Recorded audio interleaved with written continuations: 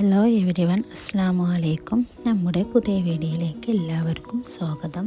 ഞാൻ വന്നിട്ടുള്ളത് ഒരു സ്പെഷ്യൽ ചിക്കൻ ഫ്രൈഡ് റെസിപ്പിയുമായിട്ടാണ്. ഇത് എല്ലാവർക്കും ഉണ്ടാക്കാൻ വളരെ ഈസിയും എന്നാൽ കഴിക്കാൻ നല്ല ടേസ്റ്റുമായിട്ടുള്ള ഒരു ചിക്കൻ ഫ്രൈഡ് റെസിപ്പിയാണ്. നമുക്ക് ചിക്കൻ ഫ്രൈ തയ്യാറാക്കുന്നത് എങ്ങനെയാണെന്ന് നോക്കാം.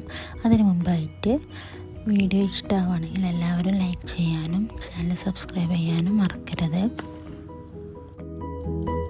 ചിക്കൻ ഫ്രൈ തയ്യാറാക്കാൻ വേണ്ടിയിട്ട് ഞാനിവിടെ 1 കിലോ ചിക്കനാണ് എടുത്തിട്ടുള്ളത്. ചിക്കൻ നന്നായിട്ട് കഴുകി വൃത്തിയാക്കി വെച്ചിട്ടുണ്ട്. അതിൻ്റെ വെള്ളമെല്ലാം ഊറ്റിക്കളഞ്ഞ് ആണ് എടുത്തിട്ടുള്ളത്. ഇതിലേക്ക് വേണ്ടിയിട്ട് നമുക്കൊരു കോട്ടിങ് തയ്യാറാക്കി എടുക്കണം. അതിന് വേണ്ടിയിട്ട് ഒരു മിക്സിയുടെ ജാറിലേക്ക് ഒരു 10 അല്ലി വെളുത്തുള്ളി എടുത്തിട്ടുണ്ട്. അതിൻ്റെ കൂടെ തന്നെ 5 ചെറിയ ഉള്ളിയും എടുത്തിട്ടുണ്ട്. ഇനി ഇതിലേക്ക് 4 പീസ് ഒരു മീഡിയം സൈസുള്ള ഇഞ്ചിയും പിന്നെ 5 ഉണക്കമുളകും 1 കപ്പ് കറിവേപ്പിലയും 1 കപ്പ് മല്ലിയിലയും 1/2 കപ്പ് പുതിനയിലയും 1 ടീസ്പൂൺ വലിയ ജീരകവും ചേർത്ത് കൊടുത്ത് നന്നായിട്ടൊന്ന് ക്രഷ് ചെയ്തെടുക്കുക.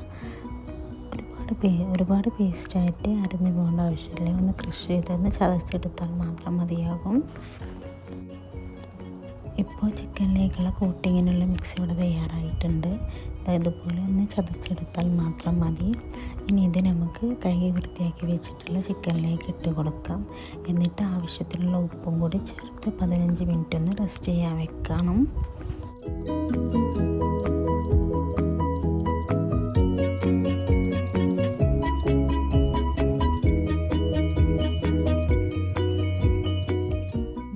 റെസ്റ്റ് വെച്ചതിന് ശേഷം നമുക്കിതിലേക്ക് മസാലപ്പൊടികൾ ആഡ് ചെയ്ത് കൊടുക്കാം. ഞാനിവിടെ 2 ടേബിൾ സ്പൂൺ കാശ്മീരി ചില്ലി പൗഡറും 1/4 ടീസ്പൂൺ മഞ്ഞൾപ്പൊടിയും 3/4 ടീസ്പൂൺ ഗരം മസാലയും 1/2 ടീസ്പൂൺ കുരുമുളക് പൊടിയും ചേർത്ത് കൊടുത്തിട്ടുണ്ട്. അത് വീഡിയോ ഒന്ന് സ്കിപ്പായി പോയതാണ്. പിന്നെ അതിൻ്റെ കൂടെ തന്നെ ഒരു 2 ടേബിൾ സ്പൂൺ കോൺഫ്ലവറും ചേർത്ത് നന്നായിട്ട് മിക്സ് ചെയ്ത് വെച്ചിട്ടുണ്ട്. അത് 1 മണിക്കൂർ നമ്മൾ റെസ്റ്റ് ചെയ്ത് വെച്ചതിന് ശേഷമാണ് നമുക്കിതൊന്ന് ഫ്രൈ ചെയ്തെടുക്കേണ്ടത്. നമുക്ക് ചിക്കൻ ഫ്രൈ ചെയ്തെടുക്കാം.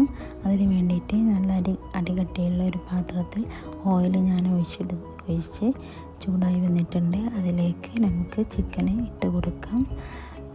ഇനി ചിക്കൻ ഇട്ട് കൊടുത്തതിന് ശേഷം ലോ ഫ്ലെയിമിലാക്കി മീഡിയം ടു ലോ ഫ്ലെയിമിലാക്കി വെക്കണം. എന്നാലേ അതിൻ്റെ ഉൾഭാഗമൊക്കെ നന്നായിട്ട് വെന്ത് പുറംഭാഗം ക്രിസ്പി ആയിട്ട് കിട്ടുള്ളൂ. അല്ലെങ്കിൽ പുറംഭാഗം പെട്ടെന്ന് കരിഞ്ഞു പോകും. അതുകൊണ്ടാണ് നമ്മൾ ലോ ഫ്ലെയിമിലാക്കി വെക്കാൻ പറയുന്നത് കേട്ടോ. ഇനി അതിലേക്ക് കുറേശ്ശെ ചിക്കൻ ഒന്നായി വരുമ്പോൾ അതിലേക്ക് കറിവേപ്പിലയും ഇട്ട് കൊടുക്കാം. ഇപ്പോൾ ഇതാ ഫസ്റ്റ് ബാച്ച് ഇവിടെ റെഡിയാക്കി ഇട്ടിട്ടുണ്ട് കേട്ടോ.